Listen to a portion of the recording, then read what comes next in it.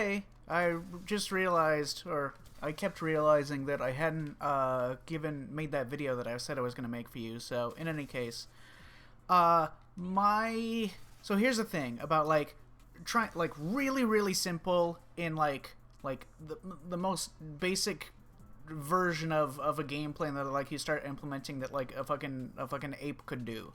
So I think that basically with Cammy, your main strengths are going to come from holding forward. So you can do a little bit here and there, you can wait for certain whiff punishes or whatever, but your basic auto plan should be hold forward and then just rotate your options that you do at different ranges, and then on occasion, if you have to worry about a character that has more range than you or something, then, hold forward by default to force them to start trying to poke and keep you out, and then start changing up the timing and spacing of what you're doing stuff. So hold forward and then do stand jab there or closer. You can now stand jab because it's so quick and short, and it's pretty active for a light, as you can see. 3 active frames, and it has a really dominant hitbox-hurtbox interaction. You can totally just walk in here, and a lot of medium buttons that characters will do to respond to you. Here, let me demonstrate. I'll play as I'll play as Bison, because I was running this set with some other people, another guy, and this interaction was happening quite a lot. So walk up and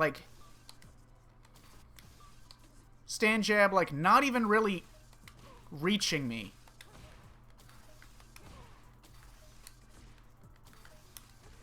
As you can see, I'm trying to respond to his poke with low forward, okay? Because if I do something too shallow, he can just walk forwards and then jump or shimmy or whatever, and it's not going to reach. So I want to hit something that reaches. But as you can see, even though he's literally not even reaching me, if I try to press a button, my hurtbox just extends into him and he just automatically wins. And this is just a recording. This isn't with human intuition or anything. It's just that strong of a technique. So if I try to do anything, I try to do stand heavy punch at any timing, it just extends hurtbox, and then Cammy just wins with this walk up jab. It's ridiculous.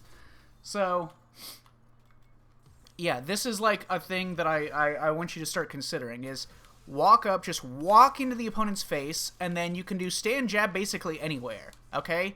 It's most dominant at this range, and then from this range or closer, but you can really hit it anywhere, and it's totally liable to just clip something on startup and just give you the advantage.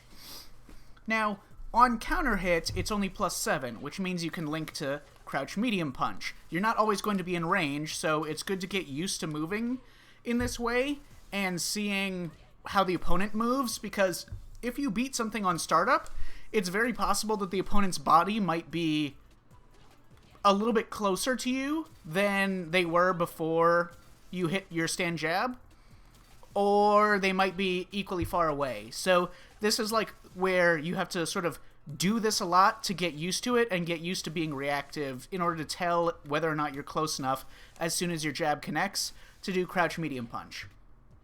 Now, you don't have to know if it's a counter hit or not to just go autopilot into crouch medium punch and then just do the confirm if it was a counter hit. Like so.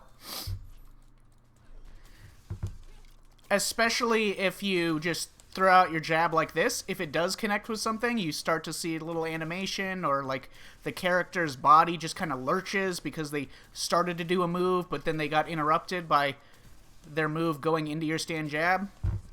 Again, you do this a lot. This is your main way of playing neutral, is move in, and then all you really have to do is rotate the time and space that you do things. So stand jab is your most versatile tool and will cover this range all the way to this range. You can do it here, or you can do it all the way up to here, or even closer. Stand jab will cover the widest possible range of options. But you also have stand medium punch, which you can do to do a quick check, and if you get a counter hit, if you're quite far away like that, you can do low forward. If you're a bit closer, you can counter hit, confirm it, and the stand heavy punch, and that's mainly what you're looking for when you do that.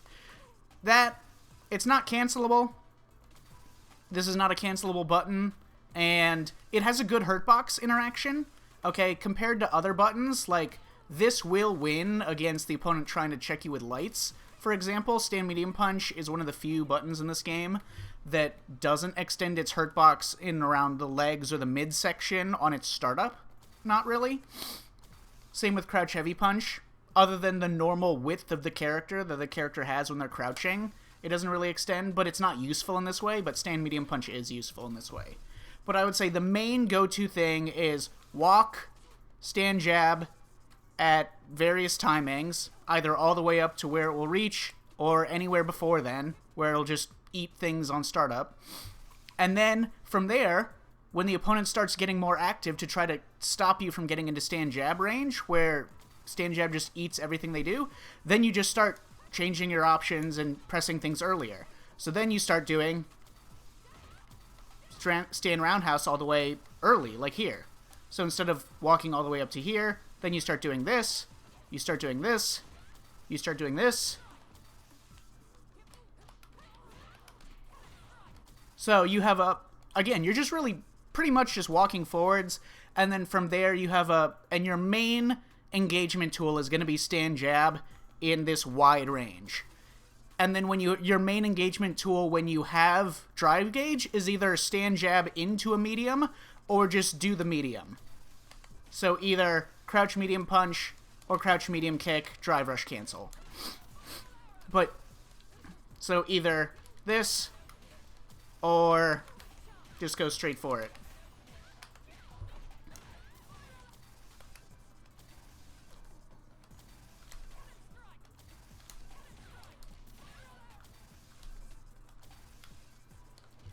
And then on occasion, you can add little nuances to it. You can walk backwards for a second, and then you can stick out a poke like this. You can look to whiff punish something. You can do forward heavy kick, and that will pull back your hurtbox and beat certain pokes and certain actions. You can walk backwards and then do like a delay jump or dive kick at a different angle. But really, it all starts with just this walking them down and then pressing stand jab and then pressing different actions at different ranges to mess with their button timings of when they think they can challenge when they see you approaching. And her jump game is a very strong part of that. But the jump game does not work, and it does not benefit you if you're not approaching. It has to be, you have to approach in a way that will make them worry about you getting close enough to control them with stand jab so that they start pressing buttons. When you're way back here and then you use this as an opportunity to jump in, that doesn't work. That is not pressuring, and that does not use jump as an evasive tool to get around their control of their neutral. You have to press the issue,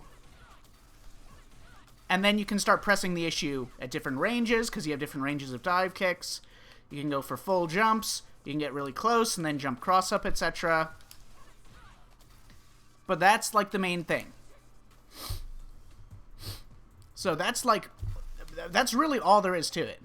You can really, after that point, it will just become how consistently you can play reactively, tell exactly what range you're in, and then anticipate the opponent's level of control and measure your own risk or reward, and like consistently be able to walk in, then walk out, and then reactively whiff punish pokes, like mediums and heavies that they do, etc., and then control other aspects. But like this is all where it's at. This,